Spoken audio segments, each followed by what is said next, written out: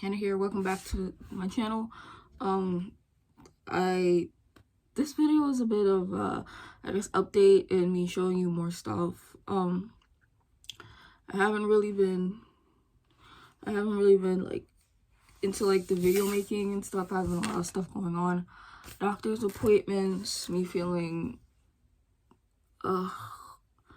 tired and stuff like that. But I said I really wanted to make a video because I have more things.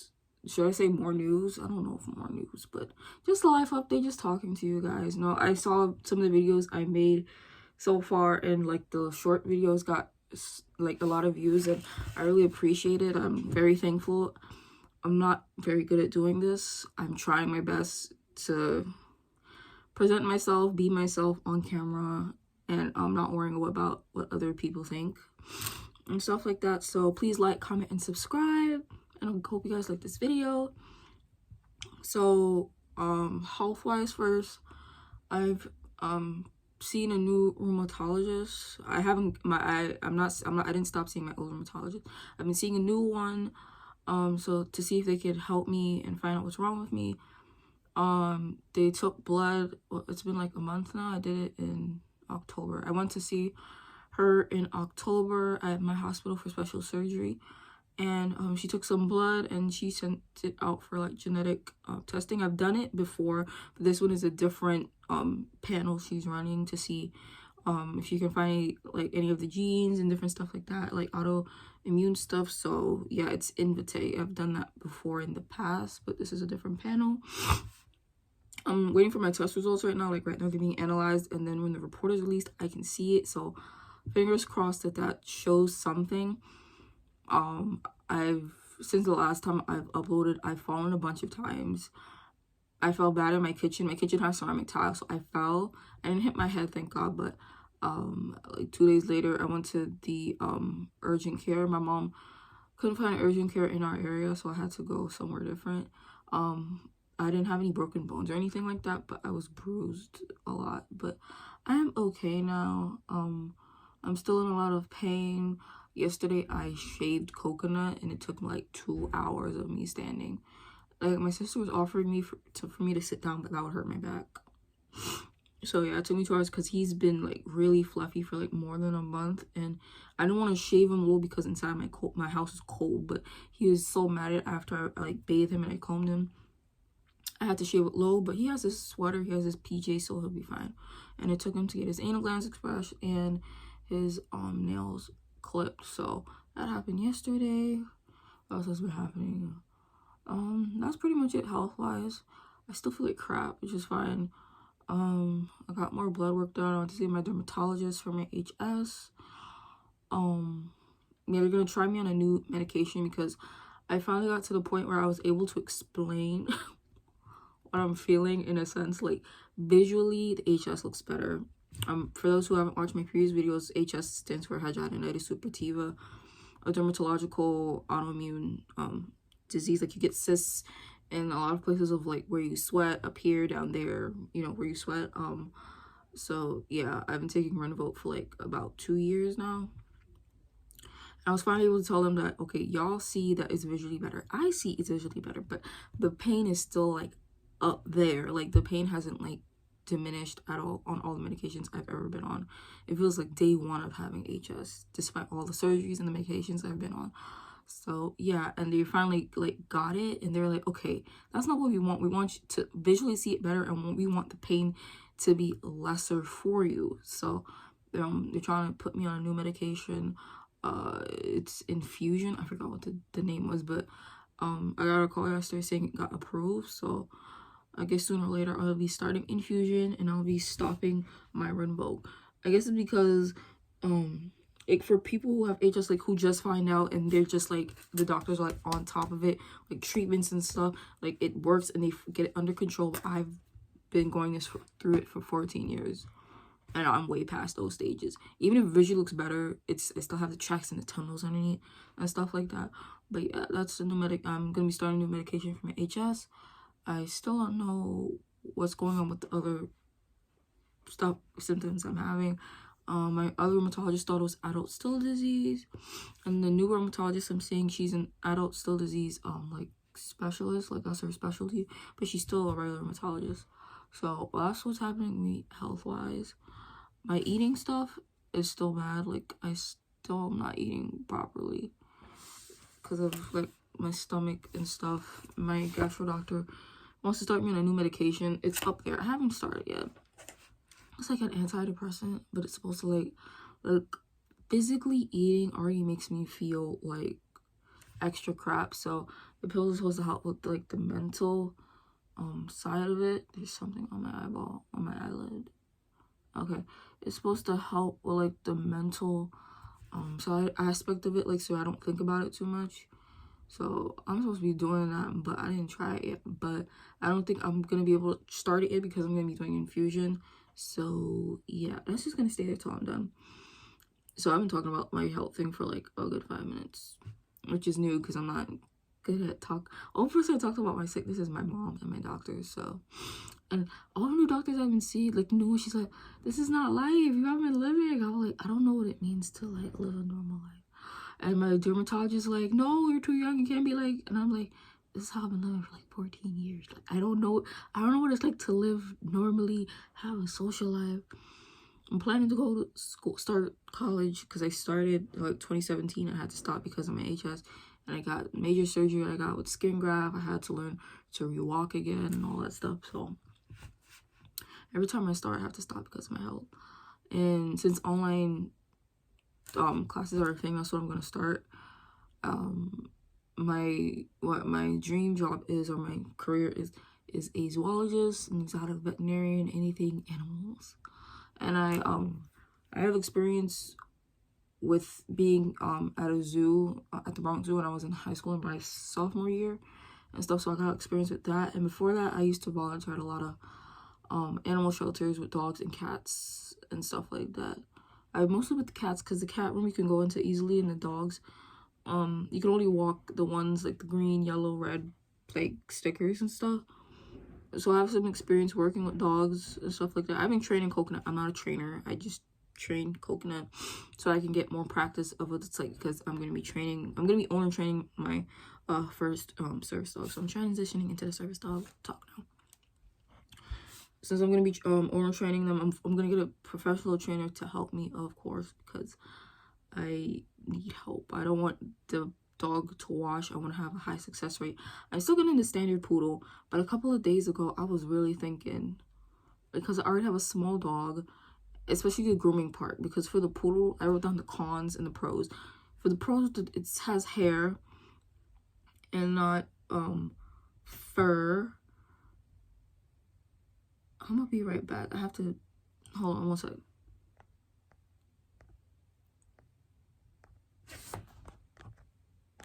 Well, damn, what the?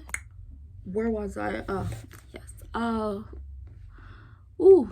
Since I did that first part, it's been like what, 20 minutes. So yeah. I just got back DM'd from a service dog handler because she's selling some gear, and she has 2 service dog in training patches. One that says "Please be patient, I'm learning," and a leash strap that says "In training," that's blue. I saw it from her live last time and I didn't get it, and I was like waiting until I got paid, and then I finally purchased it. That's who I was just doing. I paid her, so I should be getting that. I was talking about service dog stuff, right? Oh, the poodle. I'm still gonna get a standard poodle, but a couple days ago, I was thinking to myself, because mobility, psychiatric task, and medical alert, those are the tasks of what the service dog will be learning and doing. The mobility aspect, I also joined a no service dog group where they match you your, like, for service dog handlers, like breed to what your needs are. I guess I joined that because I just wanted another opinion of like where I was going, and I got answers on those. So I'll tell you that. When I was thinking of, like, they say always need before breed with the service dog, and I really love Great Danes. Since the last video I filmed, I've met two Great Danes. My brother's friend, who he works with at his job, he owns two Great Danes. He's owned a lot of Danes throughout his life, but right now he owns two. One's name is Blue. He's Blue from like Jungle Book. He's a blue European Great Dane. If I remember, he weighs 130 pounds. He drools a lot. The other one is an American Great Dane. His name is Oscar. He's a bit older than Blue, but like their height difference. Blue is a lot taller. They're like, it's like this. So Blue is taller than Oscar. Blue is a Blue Dane. Oscar is a fawn Great Dane. And when I was thinking for like mobility and stuff and my lifestyle, I'm not a very like go like energy, high energy. I'm like low to medium. And I'm not high energy, and I know poodles are high energy, but when they're matching you, whichever breeder you go with, when they're matching you, they try to match you to like your lifestyle and stuff. The reason why for the poodle also is because of the hair. They have hair, not fur. I'm not allergic to dogs. I'm not allergic to their fur. I just have asthma, and my mom does not like shedding. I know for more research, from looking with a good diet, some Danes don't shed at all, and if they do shed, they shed minimally. So it's all about, you know, their food intake. I'm not intimidated by their size. My brother kind of sprung it on me. We were gonna go visit them when we were out in Long Island, because that's where he works, that's where his friend lives. So he was like, you want to go see like my friend's Great Danes? And I was like, what, are you serious? I wasn't feeling good that day when we were out, me, my mom, and my brother. So he cheered me up. He like said he's gonna take me to go see them, and I saw them when I walked through the front door, and I saw them. They were looking at me behind the baby gate. They could easily just hop over that or just step over, but they were looking at me like, who is this person? And I was like, oh my gosh. And they had me sandwiched between one in the front, one behind me, and I was like, oh my gosh, I could see why they're good for mobility. Like, they're, you don't have to like lean on them, you don't have to put any weight on them, they're just standing right next to you. And like, I felt like I wasn't going to fall. Like, they had me sandwiched like this, and I'm like, they're not like squeezing me, they're just like set right next to me in the front and in the back.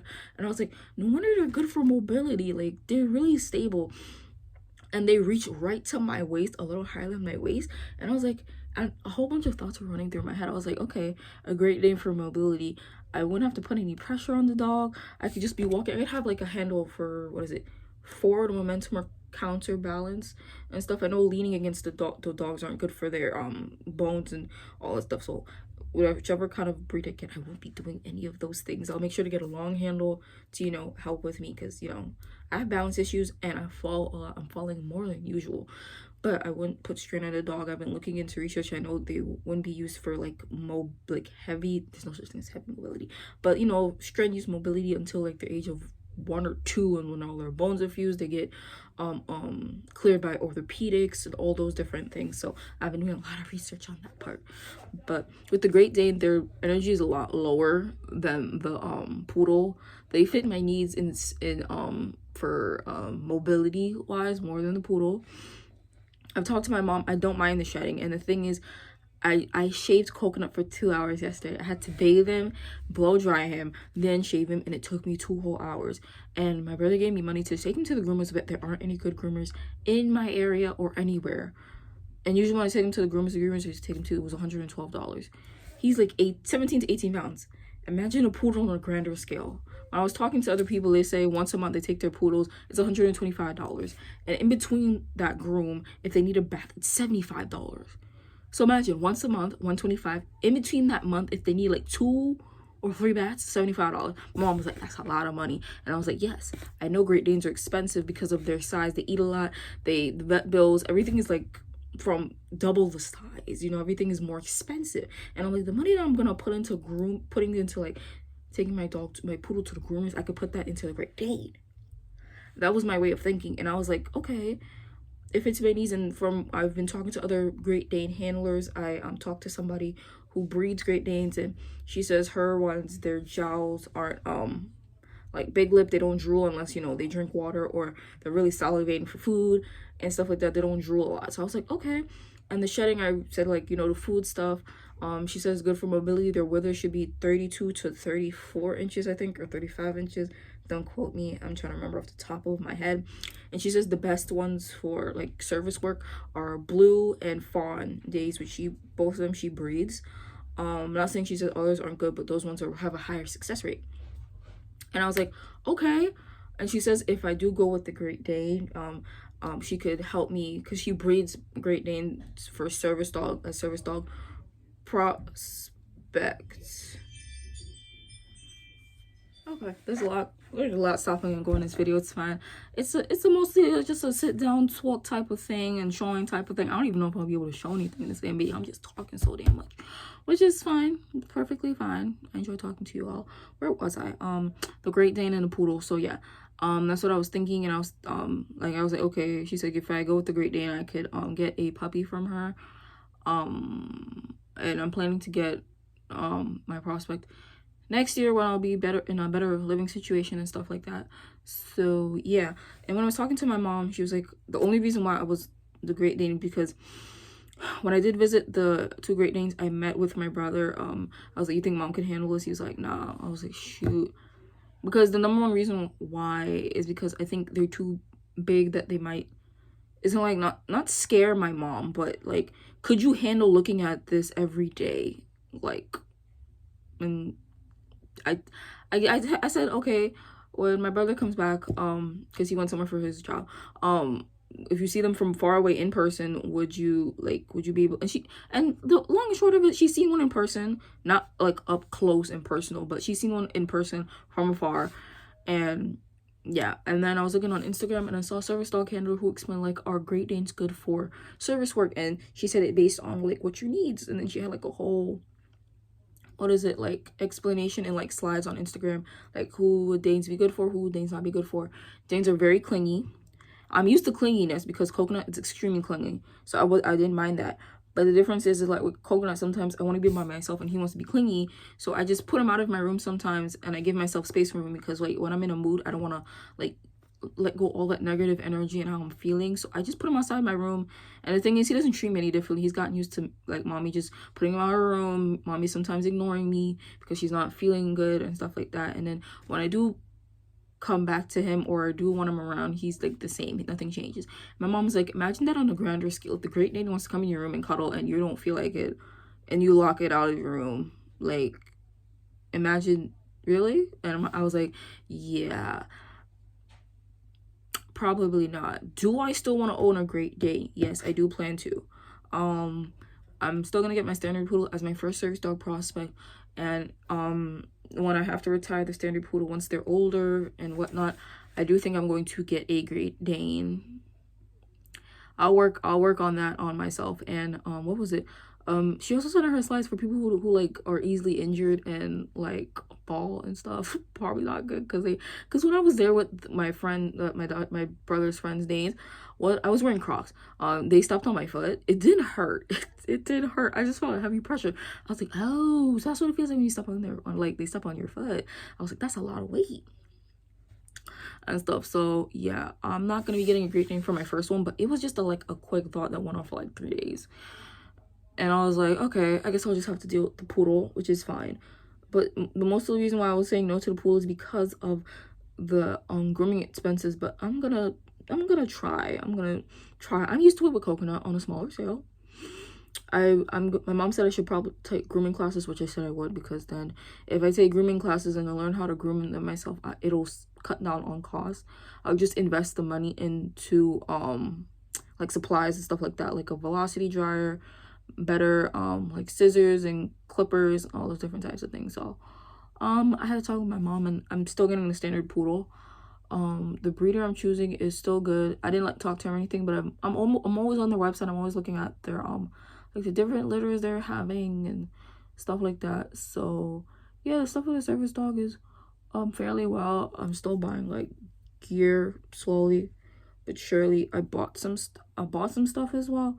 I don't have them here with me right now, most of them. I'll tell you what I bought, but I have my book here that I have my book here, like service dog list and prep, like stuff like that. And I have like this page, I don't like pencil, like what I'm getting. I have like check marks next to it and all those things. excuse me, and I've also been making service dog vests. I'll show you that, probably not in this video, different video, but I'll just briefly go over what I did get. I don't have it, but I'm just telling you guys, when I do get it, I'll do a video, but I'm just word of mouth type stuff. So I got a Becca and Raven Y front harness. It's lime and light blue. I had some stuff going on with that where like where it was supposed to be delivered, I couldn't get delivered there. It had to be sent back to her. And then she's finally sending it to a different address. So yeah, she got it and she said she sent it this week. And I'm getting some patches on Bay's Best Boutique patches. They have an Instagram, so if you look at the Instagram, one of the recent posts, it has like a jungle theme, and then it has a purple patch. So yeah, I didn't order it. I didn't use my username, like my jungle partners thing, like my service dog Instagram. I didn't order it through my service dog Instagram. I ordered it through my personal Instagram because I follow both on both of them, but I'm more on my personal than on my service dog one. So like it'll say Hannah-Rosity13, which is my personal Instagram. So those patches are the ones. So yeah, I just got the ping of they're getting shipped and stuff. I got it like this morning. And then I also ordered a P&L in Training Do Not Approach vest. I just ordered it. I ordered it when? I ordered it like 3 weeks ago. Like, was it? Like, yeah, towards the end of October, I ordered it. That one's very special to me because I designed it and I asked my mom's opinion. So she helped me pick the colors, put the colors together and stuff like that. So that one was like really good. And I really wanted that to be my puppy's first like in training vest. So I ordered it. She asked me like the girth of the puppy. I don't have the puppy yet, but you know, but I ordered it. It got shipped. I also ordered the Captain K9's attire. Recently had a sale and stuff. I got the vest I really wanted. I got the green one that has like flowers and leaves on it. I ordered that one. Like I was like, I was in Food Bazaar towards the front of the store where there was good reception. And I kept refreshing the page. And I got it. I was like, oh, thank you, Jesus. And I was like, Lord, if it's not your will to get it, I understand. I put God in everything. I pray about my service dog stuff. I just about every day if I'm going down the right path. I put God in everything I do, especially with the service dog thing. That's why the name of the dog is so important to me, because I want it to have a really big significance, and I want to honor God by doing stuff like that. Like anywhere I can incorporate it, I do it. And yesterday, I know Coastal Pup Collective is having a sale today, but yesterday they like released some small items, and I bought a socializing patch tab and a leash wrap, because that's something I've been wanting. I wanted a socialization leash wrap and a patch tab for when I take the puppy out. You know, I wear it on, put it on the leash, and if they have the vest on, I'll put it on the vest or wherever. So that's oh, and I also ordered Shop Little Bear has a sale as well on leashes. I got one of their leashes, the Emerald Forest Infinity leash. I bought that as well. That hasn't shipped yet, but that's something I bought as well. So I bought a lot of stuff. And I also bought a patch tab from Virgo Dog Co. Recently, it's on my what is it, my service dog Instagram. It's on that. So yeah, yeah, it's on that. But I received my Virgo Dog Co thing. I'll show that to you guys. But yeah, this was just like a talking one, and the next video is gonna be showing the other service dog stuff I made and whatnot. So thanks for like listening to me, guys. I really appreciate it. So next video you shall see stuff.